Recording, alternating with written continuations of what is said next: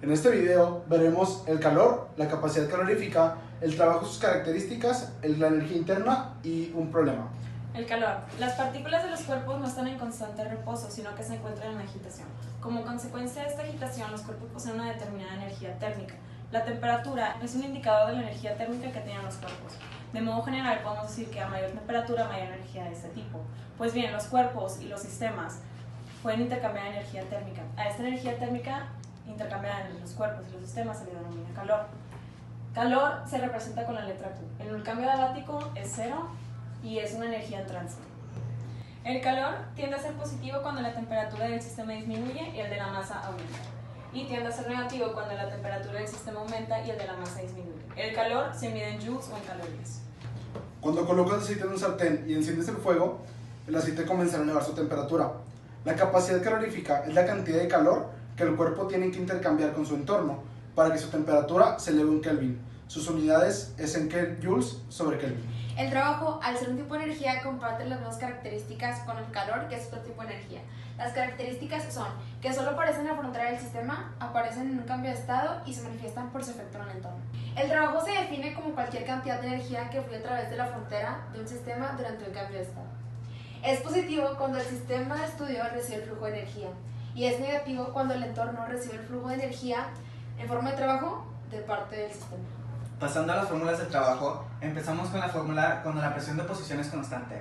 Como pueden observar en el pizarrón, se tiene que el trabajo es la integral negativa de la presión de oposición por la diferencial del volumen. Como en este caso la presión de oposición es constante, al integrar esto, solamente te queda esto afuera y se integra esto, sustituyendo los valores de B1 a B2. Por lo tanto, te queda que el trabajo es negativo de la presión de oposición multiplicada por la diferencial del volumen. ¿Qué es esto? Volumen 2 menos volumen 1. En este ejemplo podrán ver como en un proceso de compresión isotérmico no reversible, como pueden observar aquí, la presión de oposición en este caso es mucho mayor que la presión del gas. Por eso es que está menos comprimido aquí. Pero si esta presión de oposición se aumenta para igualar la del gas, es por eso que el trabajo es positivo. Porque al momento de hacer una compresión se tiene que poner este signo negativo para que la fórmula y el resultado estén positivos. En cambio, cuando es de acá para acá, es una expansión, por lo tanto el trabajo estaría negativo.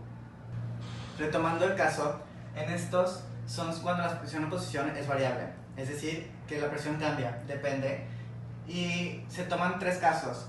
Uno, cuando es gas ideal; dos, cuando son gases reales, en el cual hay una ecuación y otra propuesta por Van der Waals.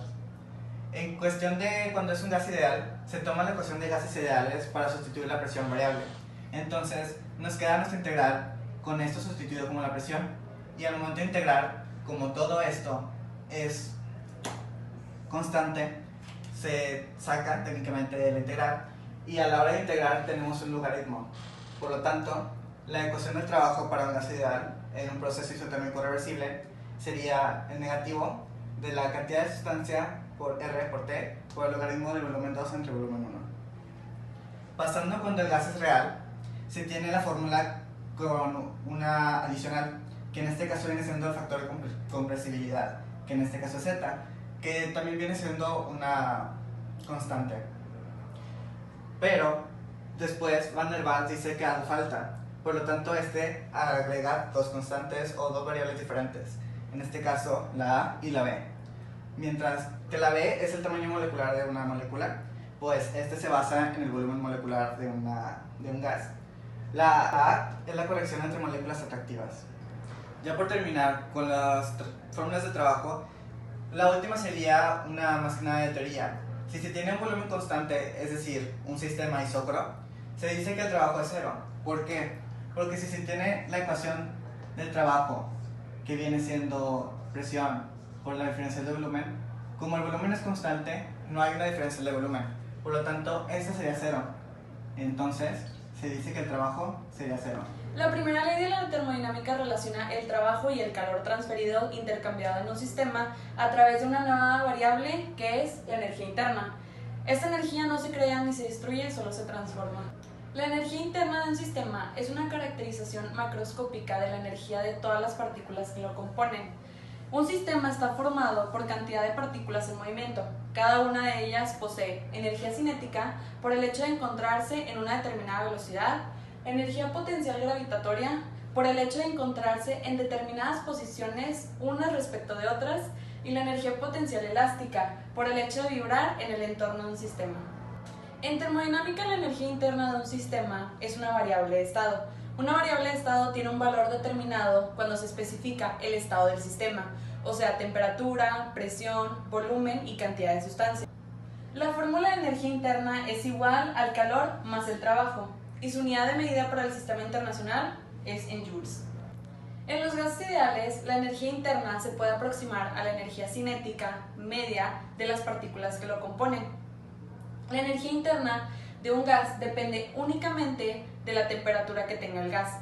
La variación de la energía interna que experimenta el gas está dado por: el cambio de la energía interna es igual a la cantidad de sustancia por la capacidad calorífica en un volumen constante por el cambio en la temperatura, que sería temperatura 2 menos temperatura 1. Este proceso depende únicamente de la temperatura, por lo tanto, al ser un sistema isotérmico, o sea, temperatura constante, delta U, o sea, el cambio en la energía interna, va a ser igual a 0. Usando un problema que ejemplifique los tres temas, que son calor, trabajo y energía interna, pasamos a este problema que nos dice tales datos en el cual el calor es 0, dado que es un proceso isotérmico. Te dice que tienes un mol, tienes una capacidad calorífica a presión constante con 5 medios de R, siendo R una constante, presión 1, 2 bares, temperatura 1, 450 Kelvin, temperatura 2, 300 Kelvin, y tú obtienes tu capacidad calorífica a volumen constante siendo 3 medios de R.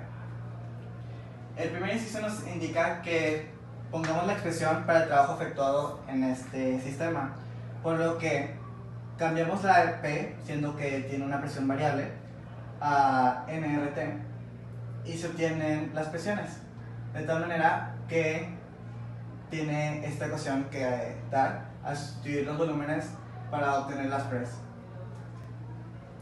En el inciso 2 ya nos piden la presión 2, cuando se tiene el mismo trabajo, la misma energía interna que el inciso A. Por lo tanto, sacamos primero la energía interna con la fórmula de NCB por el diferencial, o bueno, en este caso el delta, de T, siendo un mol, 3 medios de R, y 300 Kelvin menos 450 Kelvin. Nos da un total de una energía interna de 1000 menos 1870.65 joules. Esto lo igualamos a la fórmula que pusimos aquí para obtener en sí cuál es la presión 2, y al sustituir los datos y quitar los logaritmos naturales con la expresión de Euler, se obtiene que la presión 2 es igual a 0.94 bares.